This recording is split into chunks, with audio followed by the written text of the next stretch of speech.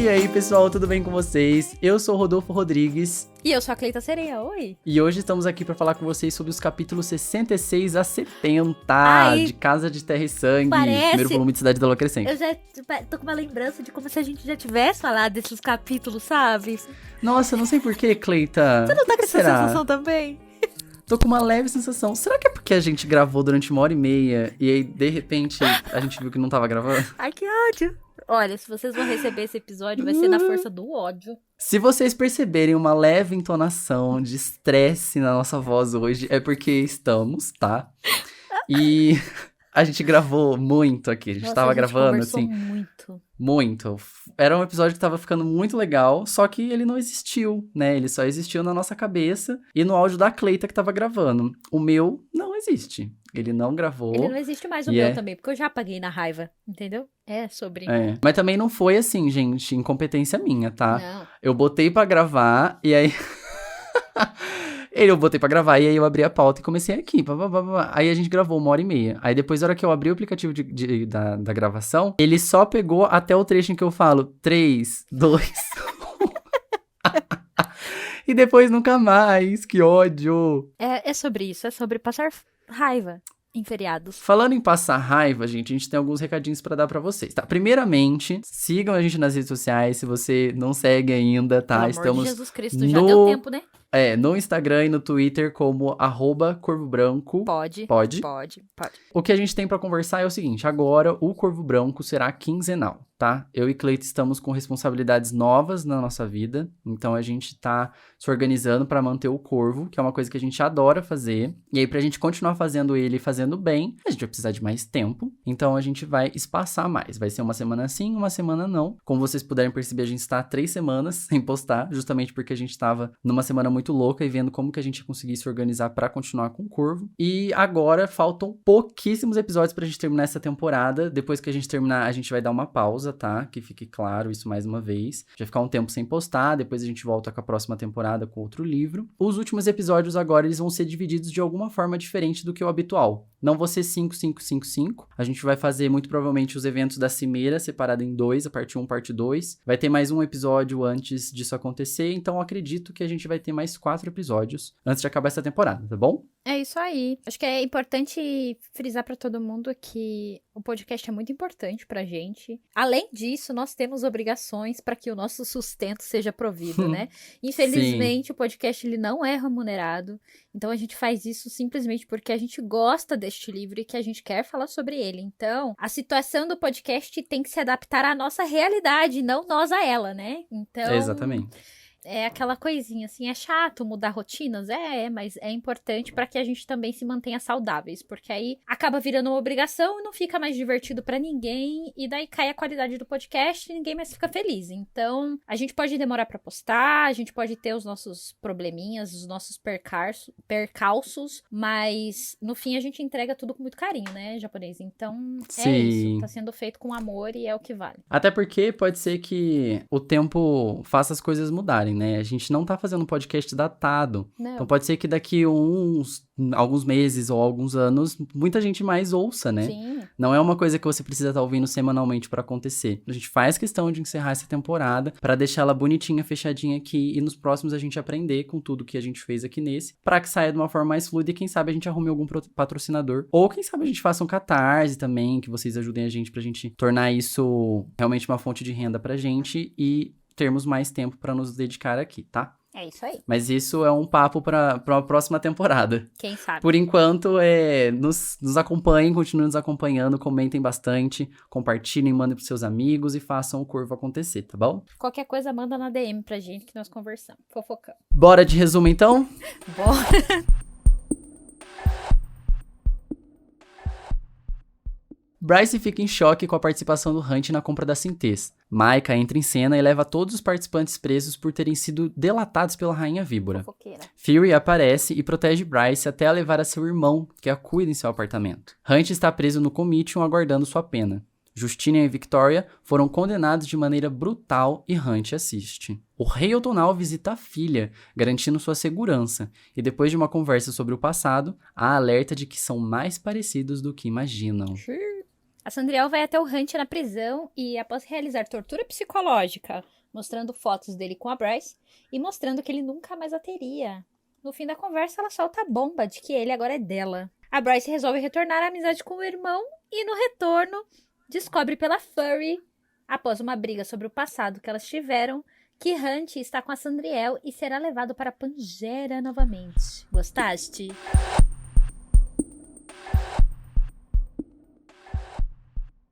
Galera, o circo tá fechando agora. O circo tá fechando, a coisa tá ficando tensa. Os últimos arcos estão começando a se fechar aqui no livro. E em breve teremos mais revelações, mas essa revelação aqui do Hunt agora é muito importante. E a gente tem bastante coisa pra debater sobre. É verdade. A Bryce, ela entra em choque ao perceber que Hunt está envolvido na negociação da Sintes. Ele chega até ela rapidamente e pergunta o que ele estava pensando. Acompanhada da pergunta, Maika chega até a cena por conta de uma delação da Rainha Víbora. Aí a gente fica até assim meio perdido quando vê pela primeira vez, né? Porque a gente não entende, isso aqui é real, é tudo fingido, quem que tá falando a verdade aqui, o que que tá acontecendo de fato, né? A gente vai explicar tudo direitinho pra vocês. O Hunt tenta deixar claro pra Bryce que ele havia mudado de ideia quando assistiu os vídeos achados por ela no pendrive e que tinha tentado mudar o plano de Victoria e Justinian, mas eles não quiseram ouvir. A Rainha Víbora entra na conversa, esclarecendo pra Bryce que a ideia deles era recuperar o que lhes foi tirado, que era o poder para depor os seus mestres. Lembrando que todos eles eram escravos por terem lutado na Queda, que foi aquele evento que a gente discutiu aqui, acho que no episódio 2 ou 3, no comecinho do podcast, a gente falou sobre. Quando eles lutaram ao lado da Shahar contra a República, né? E aí eles estavam tentando fazer isso de novo agora. O Maika confirma que os três descobriram sobre a Sintes dias atrás, e desde então tem procurado um modo de comprar a droga e distribuí-la para seus amigos rebeldes em potencial, de obter seu poder por tempo o suficiente para quebrar os halos e terminar o que Shahar começou no Monte Hermon. A Rainha Víbora foi honrosa à República, que fique claro que foi a República que ela foi honrosa, né, e não aqui aos nossos personagens, ao informar sobre o plano a Maika, depois que Justinian tentou recrutar a fêmea sob influência da rainha. Então, assim, tentando deixar ainda mais claro o que rolou. Eles descobriram para que servia a Sintes e eles falaram assim: isso pode ser a chance que a gente precisava para ter mais poder de quebrar o halo da nossa testa, lembrando que eles têm aquele halo que segura os poderes deles, né?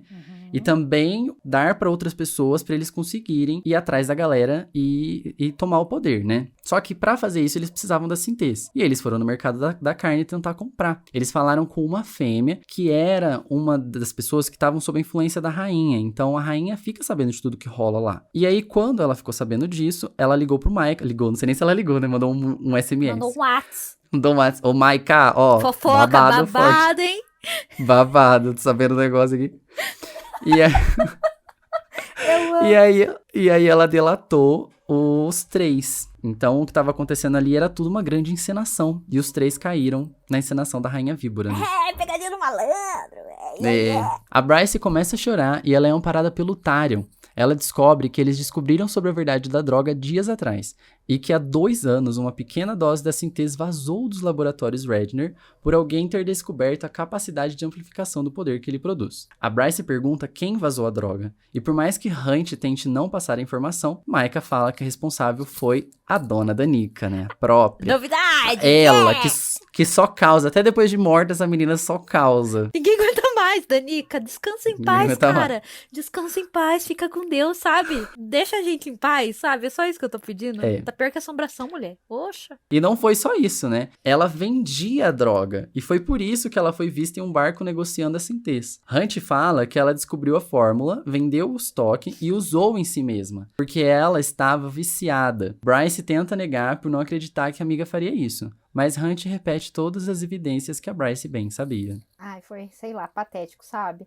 Eu acho que assim, a Bryce precisava ouvir isso, mas não dessa forma. Ela precisava conectar os pontos, mas ela não precisava ser traída pra isso, né? Com certeza. Porque o que aconteceu aqui foi uma grande traição. A gente vai falar um pouco mais sobre isso já, porque muitos conflitos de interesses, e esse é um momento muito chave aqui da trama que tá rolando, mas a gente ainda tem alguns pontos pra levantar antes de debater sobre isso. Isso. E será que esse foi, então, o fim da investigação? Porque o Maika, então, pergunta pro Hunt se ele contaria pra ela o resto das informações. Então quer saber que toda aquela bomba pra Bryce não era o suficiente, entendeu? Tinha mais coisa que ela precisava saber. E por mais que o Hunt ele fique bem relutante em contar, o Micah conta a ele, então, que a responsável pela morte da Matilha foi a própria Danica, que ela usou a droga demais, ficou fora do controle e tirou a vida da Alcateia e a dela, e por isso não existem áudios do assassino, porque o áudio só apresenta ela implorando pra que parasse o efeito da droga. Deixa aquele áudio ainda mais triste, né? Que aí a Bryce escuta ela matando amigos e a ela mesma, né?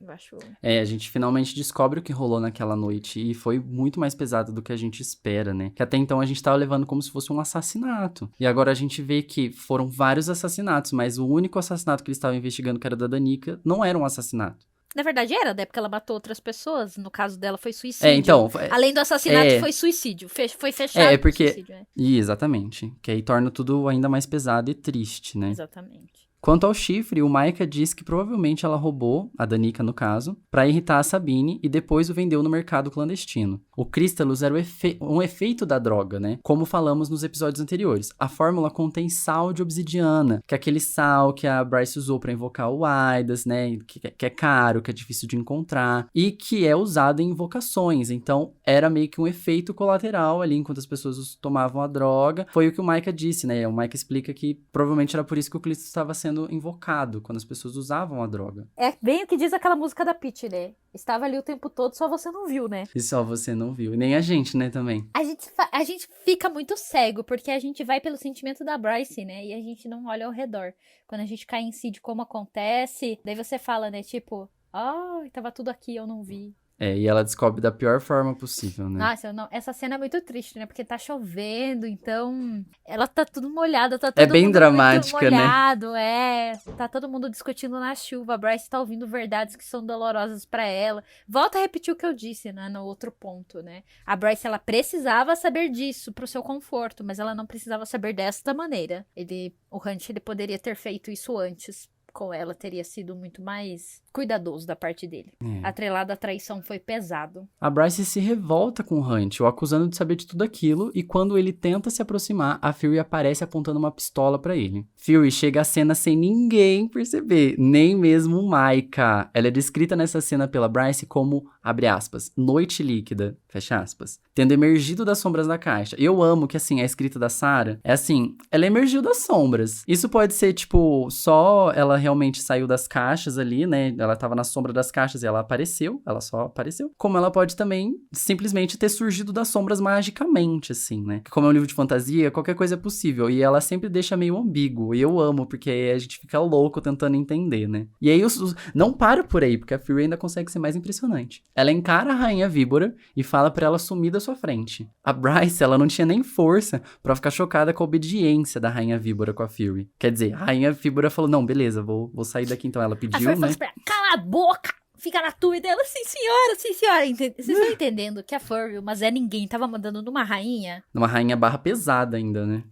Que controla o mercado das drogas. Não só nela, como, mais pra frente veremos, a Bryce chora jogando na cara de Hunt as mentiras dele durante a investigação, visto que ele sabia a verdade e não havia contado pra ela. A Bryce pergunta a ele se ele havia feito aquilo simplesmente pra se rebelar novamente. Hunt fala que no começo sim, mas que depois ele caiu em si de que tudo aquilo era muito arriscado e que tudo que ele queria era uma vida ao lado da Bryce. Ele havia enviado uma mensagem aos comparsas falando que não faria parte daquilo, mas eles entraram em contato com a Rainha Víbora e ele veio até aqui na noite de hoje. Eu amo que a gente fala como se a gente estivesse aqui mesmo. Eu tava lá, eu tô molhado, ó, meu cabelo molhado aqui, ó. E ele veio até aqui na noite de hoje pra impedi-los e dar um fim em tudo aquilo. Só que também assim, né, é aquele negócio de já era tarde demais, né, Clay? A gente debateu um pouco sobre isso enquanto eu não tava gravando, da outra vez que a gente gravou. Porque assim, ele tava ali, né? Ele disse que não queria, mas ele tava lá, né? Pois é, ou seja, assim, tipo... ele até tentou ir atrás, desfazer aquilo, só que já não tinha mais como. Não tinha como, né? Tipo, foi o que eu disse da outra vez, né? Você já tá com o pé na merda, agora não tem como voltar atrás, entendeu? Já pisou. Qual era a única solução que ele tinha? Ir falar pro Micah. Se ele falasse pro Micah, ele ia ser preso do mesmo jeito, porque ele participou do esquema, entendeu? Então, assim, ele não tinha pra onde ir. Bryce pega a opala branca que ganhou do Hunt e joga na cabeça dele, e arranca até um pouco de sangue do anjo, sussurrando pra ele que não queria vê-lo nunca mais. Hunt tenta falar com ela novamente, mas Fury intervém falando que aquilo é o suficiente. Ela ainda reforça dando um ultimato no Micah, ordenando que ficassem longe da Bryce, deixassem ela em paz. Disse o governador que se a incomodassem novamente, ela faria uma visita pra ele. Ela mandou uma ameaça pro governador. Gente, a Fury ameaçou o governador. Ela ameaçou o governador não num canto, onde tava ele e ela, entendeu? Ela ameaçou o governador na frente de todo mundo. Na frente de todo mundo. E ele fez o quê? Tá bom.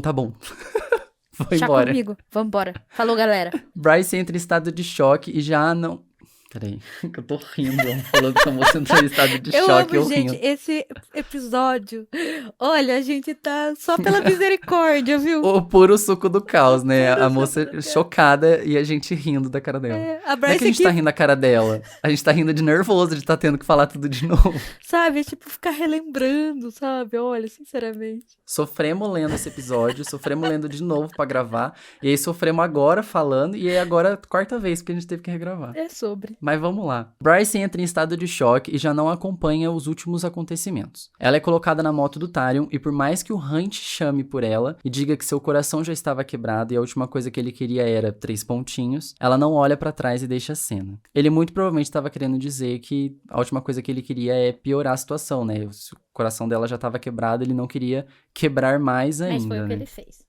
Mas foi exatamente o que ele fez. Eu gosto desse senso de realidade, sabe? Porque às vezes a criação de personagem faz com que eles sejam perfeitos do início ao fim, entendeu? Tipo, aí o Hunt vai ajudar a Bryce e tudo vai se resolver no fim com um casal feliz, sabe? Mas... Só que não, porque a Bryce esconde coisas dele ainda. Ele não sabe que ela é filha do Rei Otonal. Sim. Ele não conta pra ela a respeito deste plano e a respeito da tristeza que é ser escravo.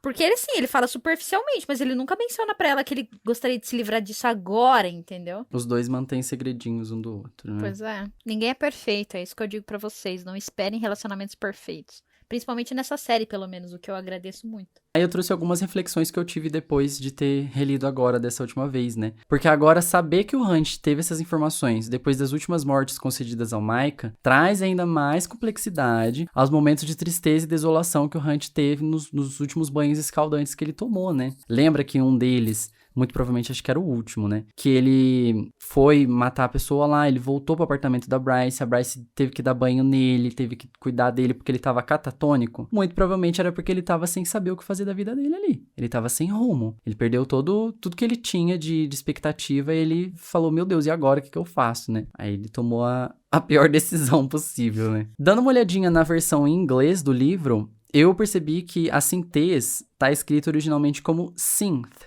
que na tradução literal significa sintetizador, né? Que faz todo sentido com o que a droga faz, né? Que ela sintetiza magia. Mas também a palavra pecado em inglês se pronuncia sin, S-I-N. Então tem uma comparação aí. Tem um joguinho de palavras que eu achei, caraca, isso aqui faz todo sentido ser. E aí eu e a Cleita até tava comentando aqui da outra vez que a gente gravou, que é quase como se fosse a maçã do pecado, sabe? A droga. Que é uma coisa que você sabe, ó, tipo, tem aqui, mas você não pode pegar, tá? Isso aqui você não pode pegar. É oferecido pra eles em diversos momentos, mas eles não podem pegar. Eu comparei, no caso, a Jesus, né? Que seria, no caso, Hunt, livrando as pessoas do pecado, que seria, no caso, a droga, né? A gente sabe que tem vários paralelos entre o Hunt e a figura histórica, né, de Jesus, pelo menos a figura que a gente tem na Bíblia comum agora, né? Sim. Que o Hunt, fisicamente, ele não tem muita coisa parecida com o que Jesus provavelmente foi, né? Não. Mas na cultura que a gente desenvolveu, a Sarah trouxe várias inspirações. E aí nós somos muito, como eu disse na outra pauta, nós somos muito cristãos, meus amores, entendeu? Muito. Catequizados. Aí eu até falei, né? Eu, você e a Sarah na missa domingo, vamos lá assistir. Porque, olha, só a gente pra pensar nesses paralelos. Só a gente pra perceber, Agora a gente vai pra parte da Bryce derrotadíssima, meus sabores. O Ron, ele estava no saguão do prédio da Bryce, esperando por ela pela Furry. A Furry tinha avisado ele antes por mensagens que foi amigo. Ai, que engraçado, porque a gente já tá tão assim, que a gente tá cérebro derretido, que você tem que... Agora a gente vai pra parte da Bryce derrotadíssima, meus amores. Vou repetir. Eu amo que a gente tá falando dos negócios super sérios, assim, pesado, rindíssimo, super alegres. Vou até refazer. Então agora Depois de falar com alegria numa parte em que eu não poderia, a gente vai falar sobre a parte da Bryce derrotada. O Ron, ele estava no saguão do prédio da Bryce, esperando por ela e pela Furry. A Furry tinha avisado ele alguns momentos antes, por mensagem sobre o que tinha acontecido, e o Flynn e o Declan estavam de guardas nos telhados do quarteirão ali do apartamento da Bryce, armados com rifles de longo alcance. Ai, gente, eu fico imaginando essa cena, sabe? Os dois fardados, assim, com os riflão na mão, eu fico, ai, meu Deus. Apaixonados Queria pelo muito ver essa exército. cena. Quando a Bryce entra no apartamento, ela repara em cada canto ao qual o Hunt já tinha se infiltrado e vomita no tapete. O Ron a ampara e a coloca sentada no sofá longe da maldita mancha de sangue. Bryce não conseguia acreditar no que tinha ouvido e visto, que todos eram um bando de viciados. A Bryce lamenta em seus pensamentos o quanto foi enganada pela falta de inocência do Hunt sobre o assunto e as falsas promessas sobre um futuro que ele fez.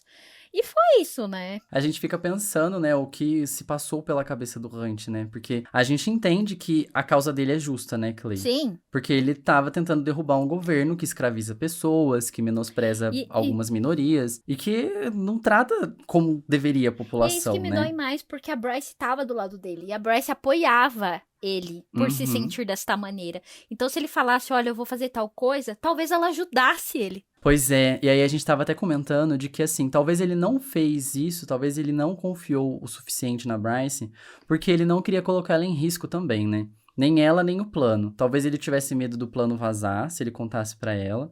E também ele tinha medo de colocar a Bryce em risco, né? Se ela soubesse do plano, ela também poderia estar sofrendo algumas das punições que a gente vai ver agora que os personagens vão sofrer. Sim, e tipo, a Bryce, ela passa mal quando ela entra no apartamento, não só por ter visto uma situação ferrada, assim, sabe? Ela passa mal por imaginar o Hunt ali e ver que aquela pessoa que tava do lado dela, depois de tudo que ela passou, ter traído ela, né? Então, Exato. A gente até mencionou isso na outra pauta, eu acho muito importante voltar a mencionar. Existem duas perdas neste livro. A primeira perda é a perda da morte, a qual a Bryce sabe que ela se despediu da melhor amiga e que ela nunca vai ter ela de novo. E a perda do Hunt, onde a Bryce sabe que ele está vivo e bem, mas que ele atraiu o suficiente para que essa proximidade entre eles não aconteça mais, sabe?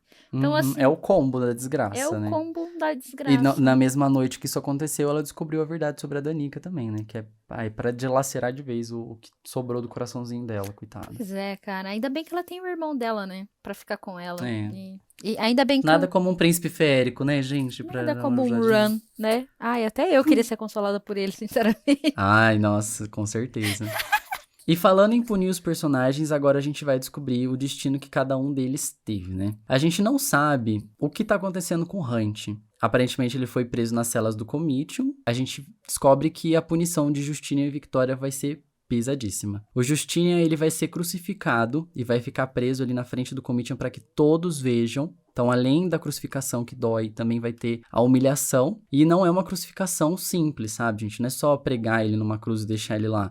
Eles também perfuram os pulmões, eles quebram os ossos, eles fazem de tudo para que a morte seja o mais dolorosa possível, né? Porque quando você quebra os ossos que dão sustentação no corpo, quando você tá pendurado num lugar, você não consegue respirar. Porque quando você infla e desinfla o peito, você sente todos os seus ossos quebrados se mexerem. E aí você não consegue ter sustentação nenhuma e você perde a força pra respirar. Agora imagina isso num ser que é praticamente imortal, né? O corpo tenta se curar. O corpo tenta se curar e não consegue, e aí fica nesse tormento por mais tempo. Meu Deus. E aí a punição da Victoria é um pouco sádica, né? Tem pitadas de sadismo, porque ela é um espectro, ela não é um anjo. Então a punição pra ela é perder o corpo no qual ela estava aprisionada, lembrando que, por ela ser um espectro, ela poderia trocar de corpo várias vezes. E aqui, ela foi aprisionada no corpo depois que ela participou da queda. Então os anjos receberam a coroa de espinhos pra controlar os poderes, e ela também foi aprisionada em um corpo que ela não poderia trocar. Então ela estava há 200 anos com o mesmo corpo. E agora nem o corpo ela vai ter, porque eles tiraram ela do corpo e trancaram numa caixa de vidro, pra deixar nos pés do Justino enquanto ele sangra, crucificado, e depois disso ainda vão jogar ela no fundo de uma fossa marinha. A fossa Illinois... Ai, gente, eu e a Cleita a gente não sabe pronunciar, tá? Porque tem um raio de uma trema em cima de um E, e sabe-se lá como se pronuncia E com trema. Isso, contem pra gente, professores. Mas O importante é que ela ficaria trancafiada num espaço pequenininho e estaria só a essência dela lá. Daí até a conversa que a Fury tá tendo com o Ran sobre isso, eles têm um momento que é bem tenso, que eles falam assim: acho que Maika pensou em um castigo diferente pra ele, o Atalar no caso. Algo pior. E o Ran pergunta: o que poderia ser pior do que os outros dois estão sofrendo? A Fury: muitas coisas, Randana. E agora a gente finalmente vai descobrir o que tá rolando com ele. Isso, a gente entra na última parte do livro, que é a 4, que é a Ravina. Lembrando que as partes do livro são os círculos do inferno, né? Então a gente tá no quarto círculo, que é a Ravina. A gente tem no início do capítulo 68 a descrição do Hunt na prisão. O Hunt tá preso no Comitium. Ele fala que imaginava uma masmorra de pedra, como era em Pangera, né? E não uma cela branca com barras cromadas, zunindo com poder para anular o seu. Uma tela mostrava o átrio do Comitium com Justinian pregado em uma cruz de ferro e uma caixa de vidro coberta de sangue aos seus pés. Justinian gemia,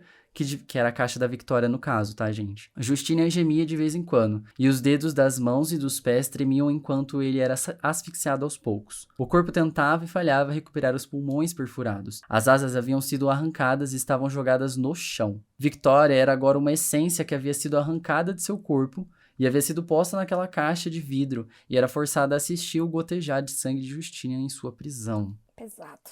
Então, não só a Victoria tá assistindo o Justinian, como o Hunt tá assistindo Os dois. o Justinian e a Victoria. Então tá sendo uma punição dobrada pra todos eles, né? Tá sendo horrível pra todos eles. O Isaiah vai até a prisão questionar o Hunt o porquê que ele havia feito aquilo. E o Hunt fala que aquilo que eles passavam deveria acabar em algum momento. O Isaiah pergunta se aquilo valeu a pena. Hunt conta que começou a planejar isso quando foi matar aqueles traficantes a mando do Maika, quando eles contaram que a Síntese era capaz. Que a ideia era usar a droga para matar todos no poder. O Maika e a Sandriel durante a Cimeira, e depois partir para a Cidade Eterna, onde ficam os Asteri, né, gente? Que ele planejava usar o antídoto, mas depois que viu os vídeos, ele desistiu. Hunt frisa a Isaiah que ele nunca aceitará um cabresto em sua boca. Isaiah fala que não aceita, mas ele tem um motivo para trabalhar pela liberdade dele. E ele achava que o Hunt também tinha um. Ai! Aqui ele tá falando da Bryce, tá, gente? Ai, é muito triste, sabe? Porque o Isaiah... Esse trechinho acaba comigo. O Isaiah tem o seu companheiro, né? Ele faz, né, tudo o que precisa pra aguentar tudo aquilo, quieto e respeitoso pra que ele um dia tenha liberdade sem prejudicar a pessoa que ele amava. E ele achava que o Hunt ia agir dessa maneira também, mas o Hunt faz exatamente o contrário, né? E é tão triste essa frase, né? Porque ela tem tanto significado. Eu acho que é um trecho pequeno do livro, mas que ele me destroça, porque era exatamente o que eu esperava do Hunt, né? Que todo mundo esperava dele, que ele conseguisse a bendita da liberdade e ele ficasse em paz com a Bryce. Mas a gente sabe que a paz nunca vem tão fácil, né? Isaiah fala que Maika sabe que ele tentou parar a operação e foi por esse motivo que ele não teria o mesmo fim que o Justinian, né? Porque senão o Hunt estaria morto também. Hunt pede para que Isaiah diga a Bryce que ele lamenta por tudo aquilo. O Isaiah diz que vai dizer para ela. A curiosidade é que na Roma Antiga, onde havia legiões de soldados bem parecidas com as quais a Sarah J. Maas se inspirou para criar a hierarquia dos anjos, também era comum a morte por crucificação, principalmente para punir escravos, né? Então, se eles não fossem escravos, talvez a punição teria sido um pouco mais leve. Agora, no Antiquário, a Lerabá fala que faz 3 dias do ocorrido e que ninguém falava a respeito do Hunt conforme ela ouviu o noticiário no tablet. Nenhuma notícia vazou sobre a execução brutal dos 2 soldados de elite do Maika. Nada confirmava se o Hunt ainda estava vivo, por mais que a Lerabá afirmasse que sentia que ele ainda estava. Fazia 20 minutos que o entregador havia deixado um vidro do antídoto que a Mad Bruxa havia mandado para Bryce. Ela havia finalmente encontrado, então, uma forma de fazer o antídoto funcionar sem a presença dela. A Bryce até cogitou jogar fora o vidro do antídoto por ele carregar as lembranças do que a Bryce e ele tinham passado naquele dia da extração do veneno. Mas ela optou por mantê-lo dentro do cofre da Jéssica, bem ao lado da bala de 15 centímetros do matador de deuses. Bem específico, né? Falar até o tamanho da bala. Porque a Bryce é organizada. Tudo tem a sua organização, meus amores. Ela ainda faz um jogo de palavras em sua mente sobre vida e morte, salvação e destruição guardados juntos. Lerabá tenta puxar assuntos sobre a possibilidade de Hunt estar vivo e Bryce pede para que ela desligue aquela tela ou a jogaria dentro do tanque. Lerabá continua tentando puxar assuntos sobre e é interrompida pela campainha do antiquário, avisando que alguém alguém tinha chegado, né, na porta. E quando a Bryce viu quem era, ela simplesmente congela, meus amores. Meus amores, quem que é? A Gente, visita do veio café. receber a visita parental, chegou a hora de vir pagar a... Como é que chama o nome das coisas que o pai paga? Pensão. Pensão alimentícia. Demorou, né?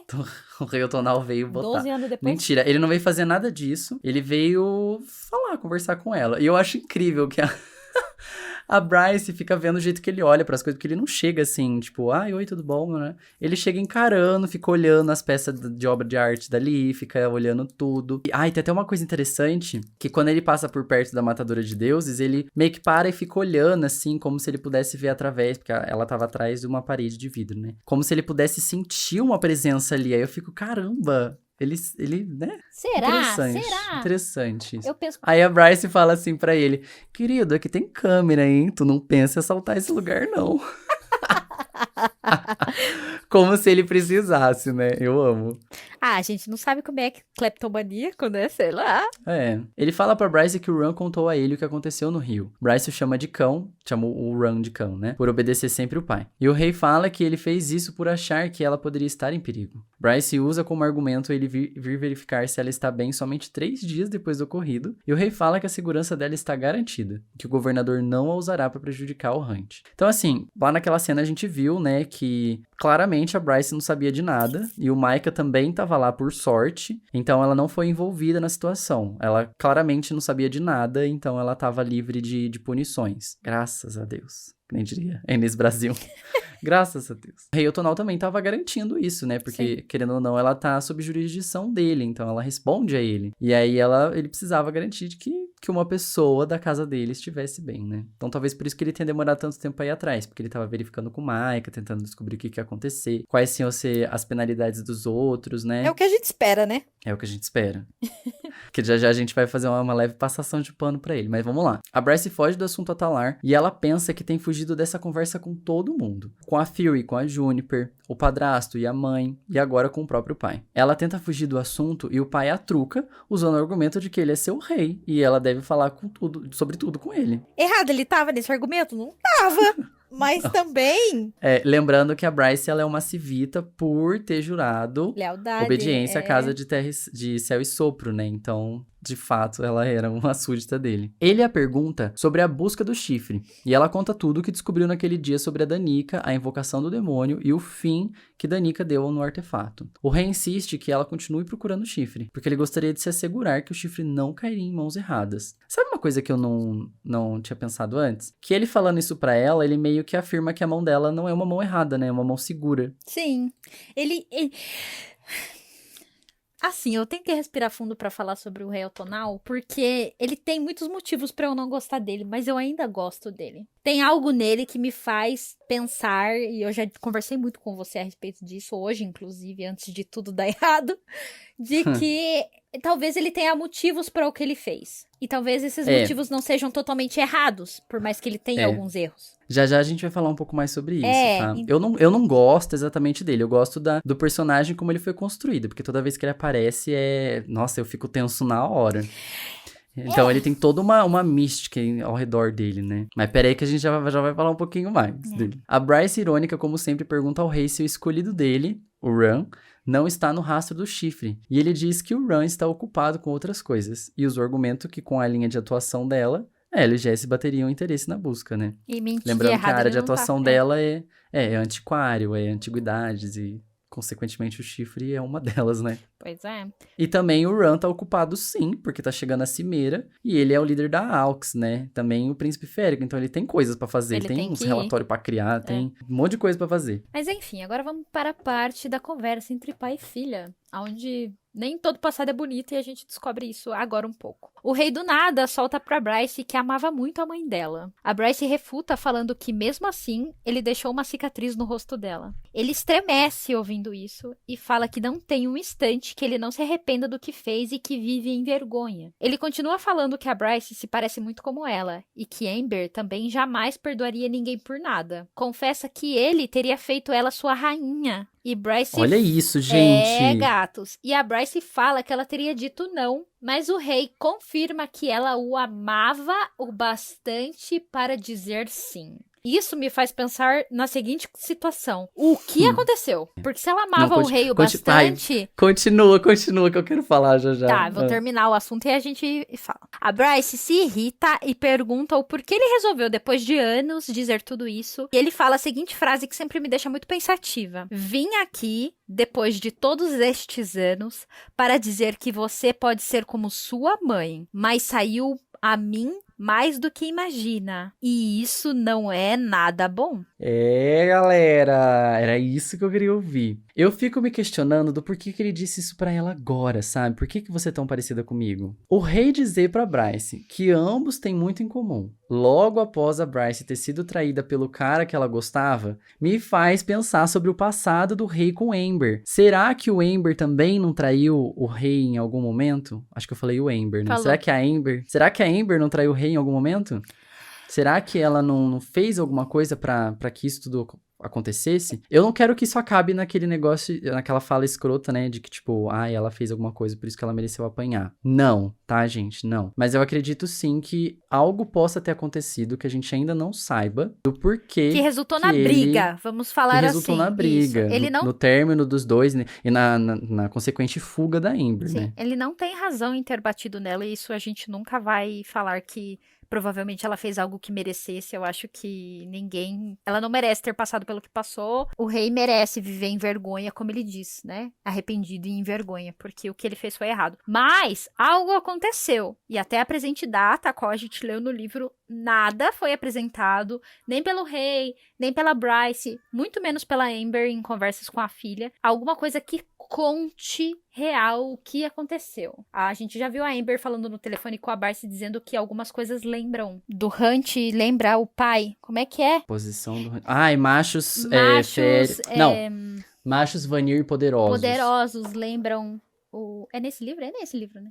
É nesse, a gente até falou sobre aqui. O que faz a Amber ter tanto medo do rei? O que fez o rei tomar a decisão que tomou em bater na Amber? Gente, é porque assim, o rei Otonal, ele se preocupa principalmente com status, poder, hierarquia e a família dele. E ele estava prestes a colocar uma mulher humana como rainha dos feéricos valbaranos. Ele ia tornar a Amber a rainha dos feéricos. Vocês têm noção disso? E aí, por que ele não quis mais? O que aconteceu? Sabe? Tem partes faltando aí desse rolê todo, sabe? Tem alguma coisa esquisita. É um arco que vai passar aberto, né, pro próximo livro. Temos que prestar Espero atenção. que a gente descubra mais. O Rei Otonal, ele é um personagem muito intrigante. Todas as vezes que ele aparece, é pra fazer alguma coisa importante, é pra dar algum discurso importante. Então, eu acho que, assim, em algum momento, ele ainda vai fazer alguma coisa útil, sabe? Eu acho que a gente ainda vai precisar da ajuda dele em algum momento. E vai ser bem da hora. E é sobre isso. Não podemos falar mais sobre. Vamos, descreva o Rei Otonal, meu querido. Ai, sim, gente, finalmente uma descrição dele. Bom, vamos lá. Ele é alto, musculoso, com um rosto absurdamente bonito e tem cabelos ruivos exatamente da mesma textura e cor dos cabelos da Bryce. Ele parecia um pouco mais velho que ela só. Se vestia como um jovem, com uma calça escura e uma camiseta de manga comprida combinando. Ele tinha olhos âmbar que brilhavam cruéis e antigos. E aí essa descrição é muito intrigante, né, gente? Lembra muito alguns personagens aí que a gente já viu, sei lá, em, tipo, Acotar, vamos supor. Meus amores, prestem atenção na descrição. Só isso mesmo. Só isso que eu posso falar. Na parte com spoiler segue eu falo vale. mais. Circulado. Vamos falar de consequências. Não existe ação sem reação. Exatamente. Vamos ver agora a reação das decisões que o Hunt tomou. O Hunt, ele estava vivendo no automático, preso no Comitian. O corpo do Justinian, apesar de já estar morto, ficaria 7 dias exposto para depois ser jogado no rio Istros. A Victoria foi lançada na fossa lá de Meli. O Hunt, ele estava sofrendo com coceira das asas que estavam se regenerando, né? E ele fala que isso era um desperdício por conta que ele achava que seria executado em poucos dias. Ele não recebeu mais nenhuma visita. O Isaiah não aparecia fazia 6 dias e ele não ouviu nada sobre a Bryce desde aquele dia. Do que aconteceu no porto lá, né? Ele não tinha esperança de que ela ia aparecer só para que ele implorasse perdão. E justo, né? Eu também não apareceria. Uhum. O Hunt sente um perfume feminino que não era da Bryce. Um cheiro que ele conhecia bem e que jamais esqueceria. Um cheiro que persegue a ele nos seus pensamentos, não, nos seus pesadelos. E aguçava a sua raiva e o impedia de raciocinar. Quem chegou? Ela mesma, o diabo em terra, Sandriel. Entra, Sandriel! Miranda Priestley. E... Entra, Sandriel! A Sandriel entra então na sala e pergunta pro Hunt se ele quer a matar assim como ele queria no passado. Ela pega o celular do Hunt e mostra pra ele as mensagens que ele trocava com a Bryce. Mostra também todas as fotos dessas últimas semanas dele juntos, fotos que mostravam uma vida boa. Como diz o livro, um lembrete do que era ter um lar e alguém que se importasse caso vivesse ou morresse. Que pena que o Hunt não lembrou disso na hora que precisava, né? A Sandriel volta a perguntar o que ele planejava. Ser liberto para se casar com a Bryce e viver uma vida comum? E ainda ela usa como arma a irmã falecida, perguntando o que Shahar diria. Ela foi Olha como ela joga baixo. Ela é muito Ai, que baixa, nojenta. desclassificada. Brega, ela deve ser brega. Ai, Você não acha que ela deve ser brega? Ela deve ser brega. Deve ser, amiga. Ela vive lá no século sei lá o quê. Brega. Ela, sabe? Brega. As masmorras dela é de pedra. É, brega. Você acha que ela contratou o Jonathan e o Drew pra reformar o castelo dela? Não, que ela não. mandou fazer com quem tava lá. É, ela não tem cozinhas com armários personalizados, entendeu? Ela é brega. Brega. Enfim. O Hunt continua em silêncio e cai em si que as fotos eram um meio de tortura pra ele, né? Mostrar ali que a vida que ele tinha perdido. A Sandriel continua o discurso falando que provavelmente o Micah teria peticionado pela liberdade dele futuramente. Mas que ele foi impaciente e ele realmente foi. Ai, sim. E aqui ela foi cirúrgica, né? Sim. Ela fala que a Bryce vai chorar por um tempo, mas depois vai encontrar alguém e esquecer ele, ou vai parar em uma lixeira junto com os outros mestiços. Hein? Nojenta. Continua Ai, sendo escrota. desqualificada. A gente tenta levar uma discussão séria, a gente não consegue. O Hunt, no final da conversa, se dá conta do porquê a Sandriel tá falando com ele. Porque ele pertence a ela de novo, meus amores. Então a Sandriel, ela compra o Hunt novamente. O Micah devolve pro fabricante, né? Assim, ai, nossa, Pega não pra quero você, mais isso aqui pega não, pra tá você. dando muito trabalho pra pegar de volta. Daí a Bryce vai até o bar e ela encontra o Ran e aproveita pra agradecer pela noite em que ele cuidou dela. Ele pergunta como ela tá e ela menciona que se sente uma imbecil por ter acreditado no Hunt, né? Todo mundo avisando pra ela, não acredita nele, não confia nele, olhou um Bro Mortis, hein, ó, perigo. E ela se sente culpada por ter acreditado. Conta também da visita do pai e que ele disse que a fruta não cai longe do pé ou alguma coisa assim. Eu acho muito engraçado que ela se... Ai, não tô levando a sério não, isso aqui. Sabe? Mas que ela ficou pensativa, ela ficou. Ela só finge, né, que não deu bola, mas ela deu sim. Claro que deu. Você acha que ela não tava pensando naquilo tudo? Claro que tava. Bryce se arruma pra ir embora e Ran a convida pra uma reunião que fará em sua casa pra assistir um jogo de Sullyball. Ela de primeira recusa, mas o Ran pergunta a ela por que ela fica se afastando dele. Ela pensa um pouco então e resolve tentar recomeçar a amizade deles, abre aspas, em caráter experimental. Fecha aspas.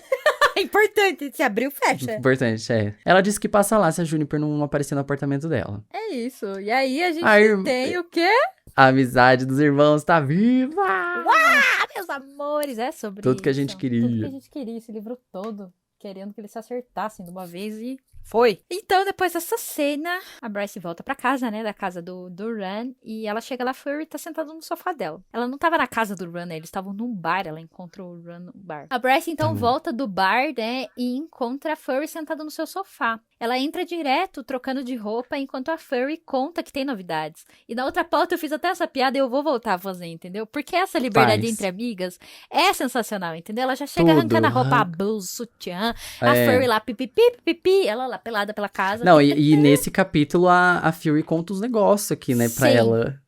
Umas preferências sexuais dela. Sim. E aí ela arrancando a roupa na frente. Ela não tá nem também. aí, minha filha. Ela Tá nem aí, você que lide. É, quer ser minha amiga? Você vai me aguentar do jeito que eu sou mesmo. A Bryce até faz piada quando a Furry fala que precisa conversar com ela, falando que a novidade é que ela descobriu que usar preto o tempo todo é um tédio e que ela quer a ajuda da Bryce pra comprar roupas normais. Ai, eu amo isso, gente, muito bom. Ai, o humor da Bryce é tudo pra mim. O humor da Bryce é a salvação, sabe? Meu Deus do céu, é muito ela, né? Nossa vida. Mas a Furry fala que está a caminho da Cimeira alguns dias antes e que ela acha bom ela saber de algo antes dela ir. A Furry pede pra não fazer nada estúpido assim que souber e pede pra que a Bryce prometa o que ela faz prontamente. Furry conta que o Hunt foi dado a Sandriel neste mesmo dia, porque ele sabia que dá-lo, né, a ela seria uma posição muito maior do que crucificá-lo ou jogá-lo no mar. Ela continua contando que amanhã Sandriel e os outros anjos seguiriam pra Cimeira e de lá eles vão pra Pangera lidar com os rebeldes da Ophion, que aí o Hunt vai pra lá já pra ficar preso por lá. Então, amanhã o Hunt tava saindo da cidade. A Furry fala que achava importante contar isso pra Bryce porque o cheiro... Atenção! O cheiro do Hunt estava nela. Bryce fala que ele era um mentiroso e que ela já superou tudo que tinha acontecido. A Bryce estava, assim, superada. Tipo, Ai, superei, hein? ai, já KKK, esqueci. superei, KKK. tranquila. KKK, lagriminha, né? KKK crying. É, KKK crying. A Furry usa a Danica como exemplo pra falar que ela também... Atenção! Essa conversa, ela é muito boa. Eu vou repetir a frase. Furry usa a Danica como exemplo pra falar que ela também fazia burradas e a Bryce perdoava. Fazia a vista grossa. A Bryce fingia que não via. A Bryce usa como arma o que Furry fez com ela no passado. Fala pra ela voltar a Pangera e ignorar ela por mais 2 anos. Certo. A Furry fala que só não se afastou da Juniper nesses 2 anos porque ela é especial. Mas fala que quando ela se aproxima muito de pessoas, coisas ruins acontecem. A Bryce pergunta se ela não vale o risco também, já que ela continua falando com a Juniper mesmo, usando esse mesmo argumento. E daí, a Furry se exalta, falando que o que ela tem com a Juniper é especial e não é da conta da Bryce. Então aí a gente tem a confirmação do primeiro romance feminino, né, sáfico da... Sim, aprendemos o termo novo. Sim, que é o relacionamento da Furry e da Juniper. E a gente fica muito feliz por isso, pela representatividade. Yay! E isso também Babado. Não era da conta da Bryce, realmente não era, mas... Eu posso falar a verdade? Eu acho que era da conta dela, sim. Não, ela como são amiga, como grupo de melhores amigas, eu acho que nada mais justo como ela contar. Mas, o que ela tem com a Juniper, nesse jogo de palavras que a Bryce pergunta, falando assim, por que a Juniper é mais importante que eu? A Bryce não sabia, por isso que ela usou isso como argumento, entendeu? E daí a Furry se exalta, dando de dedo, falando assim, o que eu tenho com ela não é problema teu. Então foi aqui que a Juniper confirmou pra ela, falou assim, a gente tá junto, cala a boca, isso não é da tua conta, entendeu? A gente tá junto, cala a boca. É bem isso. E daí a Bryce continua falando que ela havia precisado dela nesse tempo. Parece que a Juniper sabia de coisas da Furry e optou por não contar para a Bryce. A Furry pergunta assim, mas você não ficou sabendo? E daí a Bryce fala assim, mas tipo... A Juniper também tem é aquela sua... que ela só coleta as informações e segura tudo com ela, né? Péssima fofoqueira. Péssima fofoqueira. Não passa adiante não palavra.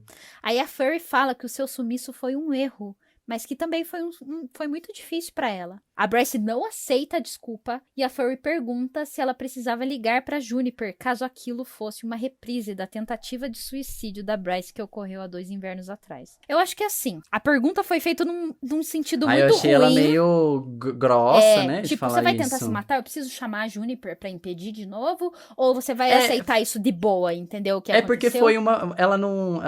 Tipo assim, ela não se preocupou em estar presente. Ela falou assim, é como se ela quisesse lavar as mãos, Exatamente. sabe? Ela fala assim, eu vou precisar fazer alguma coisa? Você precisa que eu chame a Juniper pra ela te impedir de se matar de novo? Sabe? Sendo que não, a Bryce tá claramente falando que ela quer a presença dela, sabe? Eu quero você, a minha amiga de volta, você é minha amiga, eu quero que você esteja junto, sabe? Exatamente. Nem que seja pra responder as mensagens. Não precisa estar perto presencialmente, mas pelo menos de coração, sabe? Sim. Mas aí a gente vê que a Furry, ela fala e deixa bem claro que ela não soube lidar com aquilo, né? E a gente até comentou isso em algum momento do podcast já, que cada uma das 3 amigas, a Bryce, a Juniper e a Furry, tiveram formas diferentes de lidar com o luto. A Juniper, ela lidou bem, conseguiu seguir a vida, tal, fez o que ela tinha que fazer. Ela ainda sente tristeza quando pensa na Danica, mas foi diferente da forma como a Bryce e a Furry levaram. A Bryce, ela ficou completamente fechada e a Furry fugiu, foi tipo... trabalhar pra caramba, sabe? Quando a pessoa, ela tem alguma coisa muito triste que acontece, ela fala, agora eu vou focar no trabalho. Muitas vezes isso acontece quando você termina um relacionamento ou quando você passa por uma barra na sua vida pessoal. Tenta se distrair com outra coisa, né? Tenta se distrair com outra coisa. E foi o que a Furry fez. Foi pra Pangera. Nossa, foi o pior lugar possível que ela podia ir, né? Ah, eu vou pra guerra, vou matar gente, Vou vou pra guerra. caçar. Fazer o que ela sabe fazer de melhor, né? É sobre isso. E daí a Furry, antes de sair do apartamento pra ir pra Pangera, né? Pra Pangera não, perdão, ela vai pra Cimeira. Ela promete passar um tempo com a Bryce quando voltar. E assim que ela vai embora, a Bryce lembra do Hunt sentado no sofá assistindo um jogo e diz que ela não irá perder outro amigo, que ela não vai permitir que aquilo acontecesse de novo. E então, falando com o Syrinx, ela decide fazer algo, entre aspas, estúpido. E a gente só vai ver isso na semana que vem. Eu que botei isso aí, porque a Fury fala pra ela, por favor, prometa que não vai fazer nada estúpido. Aí a Bryce fala assim no final, tá bom, não vou fazer nada estúpido, vou fazer uma coisa inteligente. Ela jura que é inteligente, porque se é estúpido. Juraste. Ela jura. E encerramos a parte sem spoiler, graças a Deus. Agora vamos pra parte dos spoilers. E muito obrigado por terem nos ouvido até aqui. Um beijo, fica com Deus, tá, gente? Vamos terminar esse episódio logo. Pelo amor de Deus, ninguém aguenta mais falar dessa pauta 2 vezes, não sabe? Muito mais. Tchau. Tchau, beijo. Me liga. Até daqui 15 dias. Até daqui 15 dias, hein, gente? Isso.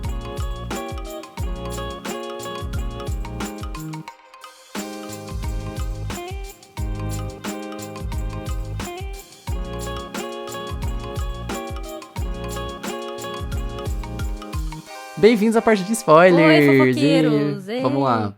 Agora podemos falar abertamente as coisas aqui, hein? Fofocas pesadas. A forma como a Furry se impõe, dizendo que a Rainha Víbora tenha medo dela e o Maika respeita ela, dá alguma ideia de que ela é alguém muito poderosa. A gente já falou a respeito disso e de teorias de que a Furry não é quem diz ser. E parece que a pessoa dela dentro ali da sociedade a qual eles vivem impõe muito respeito. E daí a gente tinha aquelas teorias falando que ela trabalhava pros Asteri, que talvez ela fosse algum ser de muito poder, que...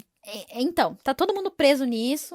E ninguém sabe. E ainda não sabemos de nada, né? Se alguém tem acesso aos rascunhos da Sarah J. Maas, por favor, de Deus, me mandem um sinal, eu não aguento mais.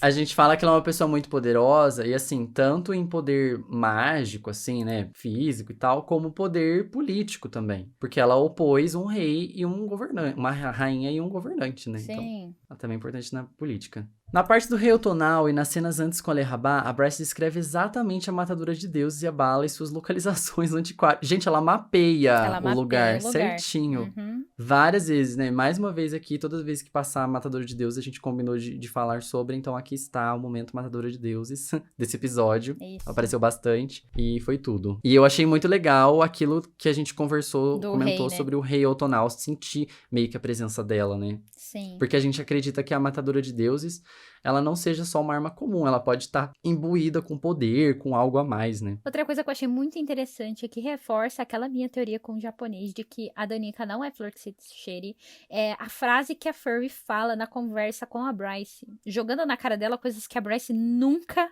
pensa. A seguinte frase é assim: Danica fazia umas paradas escrotas, Bryce. Sabe disso. Sempre soube e deixou para lá. A Bryce desvia o olhar. Não tenho certeza se Hunt estaria mentindo sobre isso. A Bryce sabe que a Danica é flor que se cheire, não é flor que se cheire, e a Bryce passa pano. Tá aqui a confirmação pra vocês. Negacionista, né? É a Bryce negacionista. Bolsonaro. Você viu aquele vídeo do cara com o cachorro? Que daí o cara fala pro cachorro assim... Não. Eu vou ter mandado no WhatsApp. Bolsonaro. E é bem isso. A Bryce tá sendo Bolsonaro aqui. Porque... Ela tá fazendo a vista grossa pra Danica, não sei porquê, né? Exatamente. Então, assim, o livro todo é aquele tipo... Ai, todo mundo... Ai, nossa, a Danica melhor isso. amiga, best friends forever. Morreu, meu Deus. É, todo mundo quer ela de novo. Porque ela era a maior. E aí chega a Fury finalmente e fala... faria sim. Eu acho que é a cara dela, inclusive, fazer isso. Exatamente. É basicamente isso que a Fury quer dizer. Exatamente. E isso volta àquela conversa que a Sabine teve com a Bryce, falando assim, você que tirou minha filha, você colocou minha filha no mau caminho. Foi a Danica que era louca, surtada. A Danica que era louca surtada. A Bryce, ela endireitou a Danica um pouco, né? Sim. Foi a Bryce que meio que centrou ela, né? Mas eu acho que é muito importante. Mas não foi o suficiente. Muito importante. Até começar isso, com essa frase na cabeça, pra começar o livro 2, que a gente vai começar futuramente, a Bryce sempre soube que a Danica fazia coisas escrotas e deixou isso pra lá. A Bryce, quando via que a Danica tava se metendo onde não deveria, a Bryce fingia que não via, tá? Uhum. Então, é Então isso. é isso, né, meus amores? É isso. Mantenha E o isso em último mente. ponto. O último ponto que eu queria trazer é que a gente veio com essa desculpinha, né, de que o Maika... o Maika não matou o Hunt porque ele... ele deu um passo pra trás, que não sei o que tem, porque o Hunt se arrependeu. E não, gente. O Maika não decidiu matar o Hunt ali porque ele ainda não sabia quem que tava com o chifre. Se era o Hunt ou se era a Bryce. Então ele olhou assim pra mãozinha dele e falou assim, quais as opções que eu tenho aqui de penalidade que não envolvem a morte? Aí ele viu que, né, ceder o escravo dele pra outra governante era a melhor decisão que ele poderia tomar, e foi o que ele E fez. ele tinha certeza, né, que a Sandriel ia torturar ele o bastante e nunca matá-lo. Então, se ele precisasse falar com o Hunt ou recolocar ele pra busca do chifre, ele saberia que ele estaria vivo, né? Então... E a outra coisa que o Maika diz aí é interessante porque é dito pelo Maika, então faz a gente acreditar que é verdade. Mas depois a gente descobre que não é verdade sobre o rolê do Crystalos. Tá sendo invocado ali de forma involuntária pelo Sal, né? E ele confirmar de que a Danica que realmente tomou por conta própria a droga. Só que quem tá dizendo isso é o Maika. E depois a gente sabe que o Maika que é o responsável por tudo isso. É o Maika que Então, injeta na Danica a droga, né? Fiquem atentos às coisas que o Maika diz e não acredite. Não acredite em tudo que o Maika fala. Nem Porque tudo é tudo verdade. que ele fala é isso. Por mais que a maioria seja, essa não é. Pois é. Agora acabou de verdade, Graças gente. a Deus. Agora acabou real. Muito obrigado por terem nos ouvido até aqui, tá, gente? Nos sigam lá nas redes sociais, acompanhem os nossos trabalhos e façam o Corvo bombar, tá? Isso. Contamos com vocês. Isso mesmo. Nos deixem famosos. Se vocês tiverem sugestões, nos deixem famosos. Me enviem dicas de como que vocês querem que a gente organize os próximos capítulos aqui, tá? Isso mesmo, isso mesmo. E é isso. Beijo, até o próximo episódio. Beijo, bye! Bye!